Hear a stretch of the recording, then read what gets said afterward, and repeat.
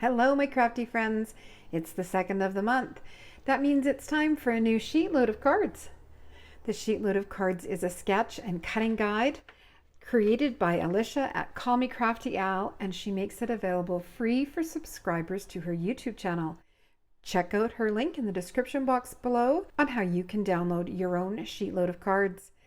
This August sheet load of cards uses 3 12 by 12 pattern papers, cardstocks, and the yield is 12 cards. This is an actual A2 size piece, so if you print it at 100% and you're not sure, where you want to put your layers, you can use that as a guide as well.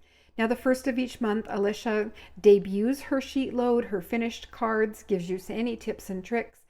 And then the second of the month, she has her process video, and the rest of the collaboration team get to share their creations with the sheet load that month. There are hashtags on your sheet load. If you're inspired to create your own sheet load and share on social media, use those hashtags so we can check out what you've created. And in my title, you will see there is a hashtag as well. If you click on that hashtag here on YouTube, that will take you to where all of the YouTube collaborators came up with for this sheet load. And if you click on that hashtag on Instagram, it will take you to all the Instagram collaboration team and what they created as well. So good information, and let me show you my cards. Now, I did something different this month. Usually I make birthday cards because I donate them to my mom's nursing home, and using the sheet load is such a good opportunity to get a whole bunch of cards made kind of at once. I did notice that several of the collaboration team used the July sheet load to make Christmas cards. Of course, Christmas in July, I didn't even think of it, but it inspired me to make my August sheet load into Christmas cards. But because these are Christmas cards that we will be sending out ourselves, I have to dress them up just a little. I'll show you the supplies that I've used and then show you the cards. So I started off with Little Lumberjack, which is from Echo Park. We were visiting Arizona and a friend emailed me and said, look, Echo Park is having a warehouse sale. And I went, and we don't get opportunities like that in Canada without exorbitant shipping fees. So I took advantage and bought a few paper packages, of which I did not need, but what can I say? This Little Lumberjack was one of them, and then this was an online sale, and I also bought several packages of their ephemera because I use so much of the pre-printed elements in my card making.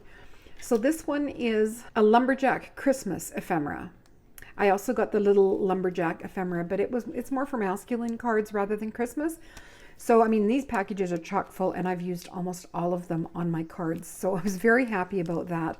And I was just, I don't know, the kind of woodsy feel of it, it really appealed to me, and I'm very happy with my cards. Because the yield is 12 cards, I made 3 sets of 4.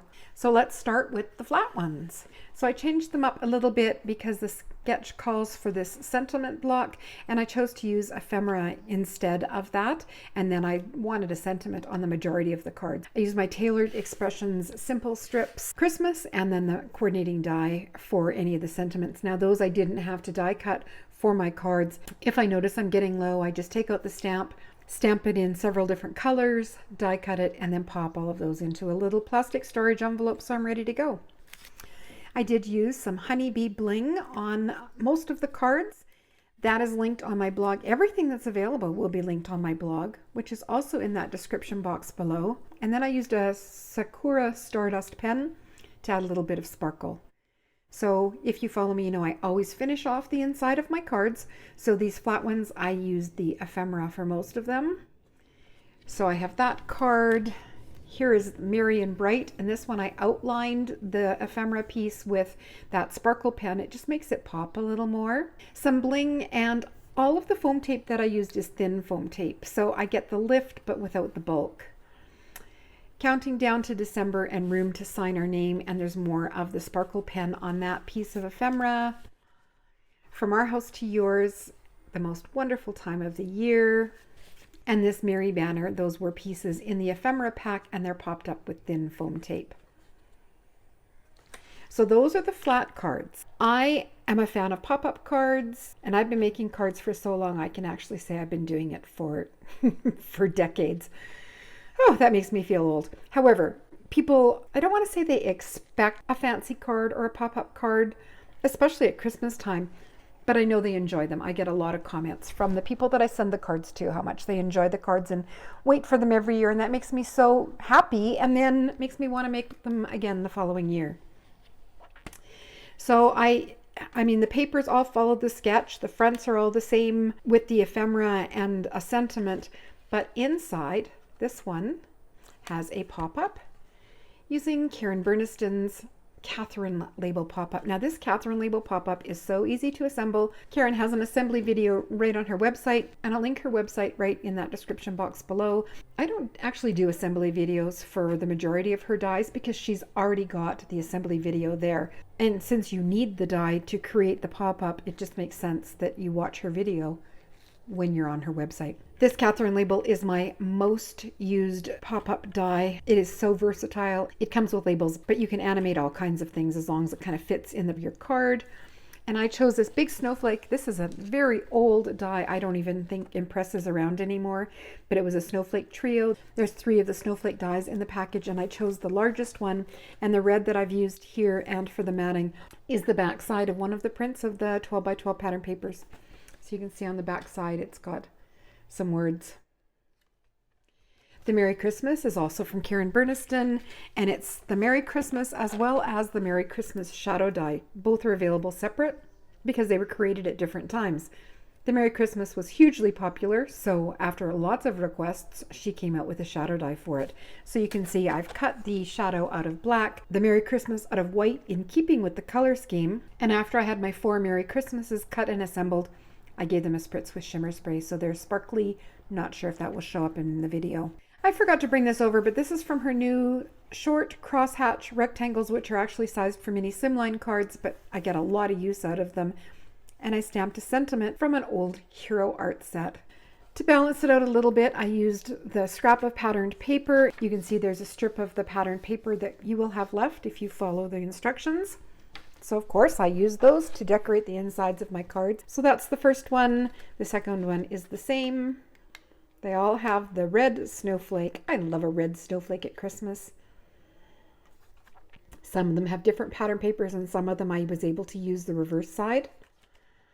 And the final one with the moose. I love that moose. These ones are also pop-up cards. While I like the look of a top fold card, I don't like the way they can collapse when they're being displayed, so I tend to make side folding cards. This is the same dimensions as a top folding A2 card, 4 1/4 by 5 1/2, but I just rotated it so I have a side folding card, and that's what I did for all of them. But when you have a side folding card that measures 5 1/2 inches across, any of the pivot panel dies will also fit inside. I love the pivot panels, and the evergreen pivot panel is perfect for Christmas, so I was happy to use it again on these cards. I die cut the pivot piece from a craft cardstock. The plaid trees were cut from one of the straps left over, as I showed you on the cutting guide, that long strip, and then I alternated them with red and white cardstock in keeping with the color scheme. And then this kind of wood grain piece was perfect. Room to sign our name, and then some more of that honeybee bling. So they're all the same inside with the ephemera and a stamped sentiment and the honeybee bling. And you can see I also did highlighting, or at least I hope you can see. It shows up in real life, whether or not it shows up on video. The highlighting with the Stardust Jelly Roll pen. The Merry Christmas. This Merriest Wishes is from the same set as I used on the snowflake cards. And there was just room to tuck it up in the corner there. And you know what? I'm wrong. I did not use the honeybee bling on these ones because there is a number of folds. You can see there's a little bit more bulk to them. I mean, they fold flat and would mail for a single stamp.